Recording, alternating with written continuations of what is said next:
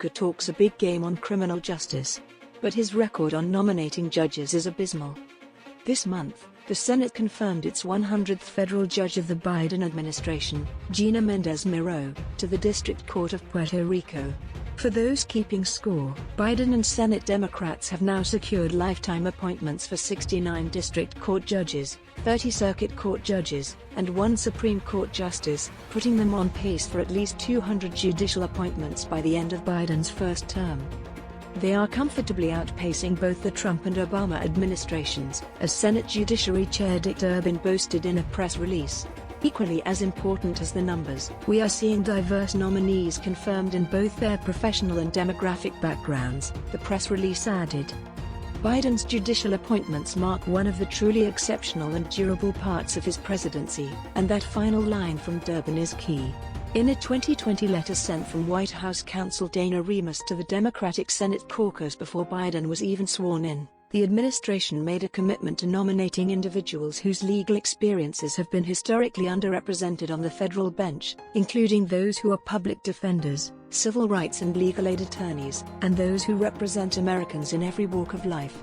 That commitment to what's been called professional diversity marked a huge departure from the Obama administration, which deprioritized judicial appointments, but elevated largely corporate lawyers and ex-prosecutors whenever they got around to it.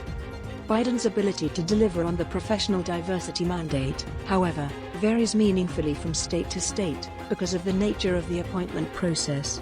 The president relies on senators to recommend district court judges from their home states, and Biden, still a Senate institutionalist, has been loath to reject recommendations even when they don't fit those aforementioned criteria.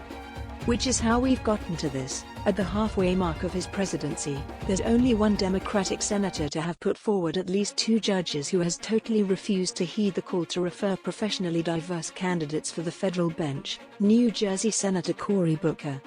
According to an analysis from Demand Justice, a progressive legal advocacy organization, around 53% of Biden's judicial nominees have come from public interest, civil rights, and legal aid backgrounds so far, showing that, despite some challenges, Biden's recommendation has been embraced. But Booker, who hails from a state with 2 Democratic senators and represents Democrats on the Senate Judiciary Committee, is really dragging down the average.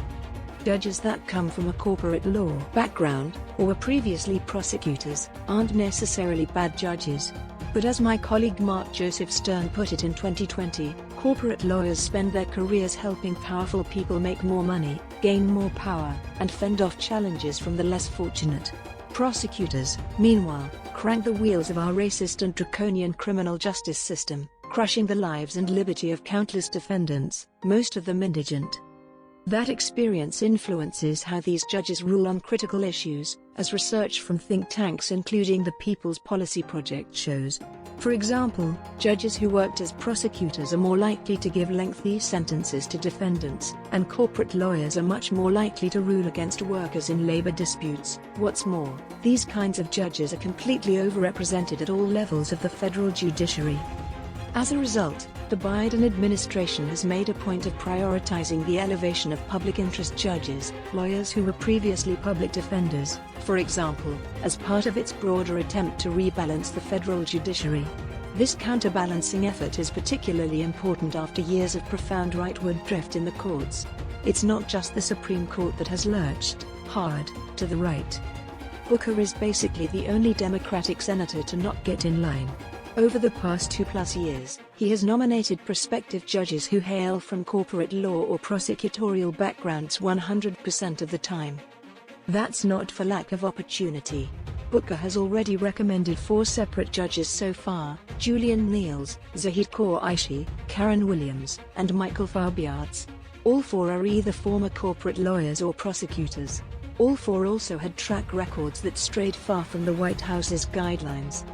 Williams, for example, was a partner at a management-side employment firm, who once defended a hospital that was found to have refused to bargain in good faith with its union, and who also defended Atlantic City against charges of gender and racial discrimination and sexual harassment. Qureshi, the first ever Muslim to be confirmed to the federal bench, was opposed by Muslim American civil rights organizations because of the mystery surrounding his time as a lawyer for U.S. Immigration and Customs Enforcement and work in detention advisory while serving in the military during the Iraq War. He recently ruled in favor of the gun lobby against the creation of a New Jersey state office for suing manufacturers over firearms deaths. Niels was a partner at Chase & Lamparello Malon & Capuzzo, a firm that represents banks and insurance companies. Fabiats was a terrorism prosecutor. Booker isn't the only New Jersey senator making odd choices in nominating judges. Senior Senator Bob Menendez has managed only slightly better. One of his 4 recommendations for judicial appointments was not a corporate lawyer or former prosecutor, but the other 3 picks were even more fiercely criticized than the appointments of his junior colleague. New Jersey is the most disappointing state in terms of judicial nominations, and it is really hard to understand why the 2 Democratic senators have picked people to be district court judges who are almost uniformly former prosecutors or corporate lawyers, or both, said Jenny Hunter, a labor lawyer and former Associate General Counsel at the Service Employees International Union who has written about the issue of Booker's lousy appointments for Slate. Booker has long positioned himself as a staunch criminal justice reform advocate. His short-lived 2019 presidential campaign centered around sweeping revisions of the criminal justice system. How, then, is he now unable to find even one public defender worthy of elevation to the federal bench? It's not like this is a new issue for him. Advocates have been hammering Booker about judicial appointments for years, but nothing seems to have shifted. Senator Booker is committed to adding diverse voices from all backgrounds and walks of life to our judiciary, Maya Krishna Rogers, a spokesperson for the senator, wrote in an email to Slate. He will continue working to ensure that our judiciary reflects the voices, backgrounds, and experiences of America. Indeed, racial diversity is important for the courts, and the majority of Booker's picks are not white. But the Obama administration championed racial and gender diversity on the bench without professional diversity, a distinction that Remus's 2020 directive made clear. There's no reason why Booker couldn't accommodate the White House's demands and nominate racially diverse judges with diverse professional backgrounds, as so many of his colleagues have done. Even more confounding is the fact that Booker is not bound by political calculus. New Jersey is as true blue as a state can be, with 2 Democratic senators, a state Democratic trifecta, governor, both chambers of the legislature, and a state Democratic triplex, governor, secretary of state, attorney general.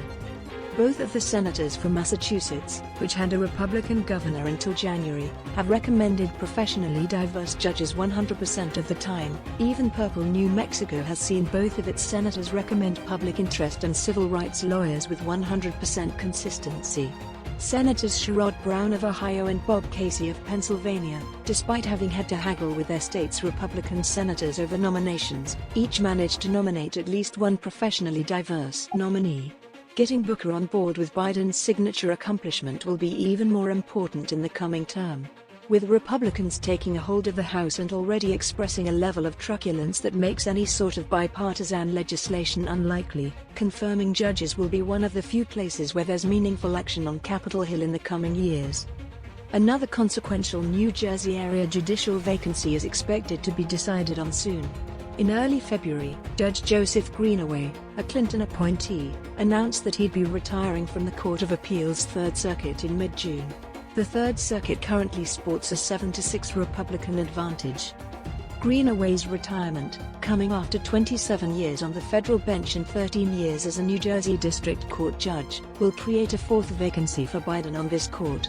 Circuit court judges are not picked in the same way that district court judges are, which means that Booker will not have as much individual sway over Greenaway's replacement, but it's still likely the White House and Senate Majority Leader Chuck Schumer will consult with Booker, given that this is his region and he sits on the Senate Judiciary Committee. It's as good a chance as any for Booker to show that he's finally willing to go along with the Biden program. Biden can credibly claim to be in the process of overhauling the entire federal court system with this new approach, an astonishing accomplishment given Republican obstructionism and the narrowness of margin of a 50-50 Senate. Now, with Democrats having expanded that advantage to 51-49, Republicans have less ability to delay the bringing of a nominee to a floor vote. But there is still plenty of work to do. Trump finished his one term with 234 judges, and as we have seen with the radical conservatism of this Supreme Court, his appointees have already made a lasting impact. The last thing Biden needs is his own party's senators, especially those in safely blue states like New Jersey, working against him. That's today's latest news. Don't forget to subscribe, like, and comment so that this channel can continue to exist. Thank you for listening to the end, and I hope it's useful.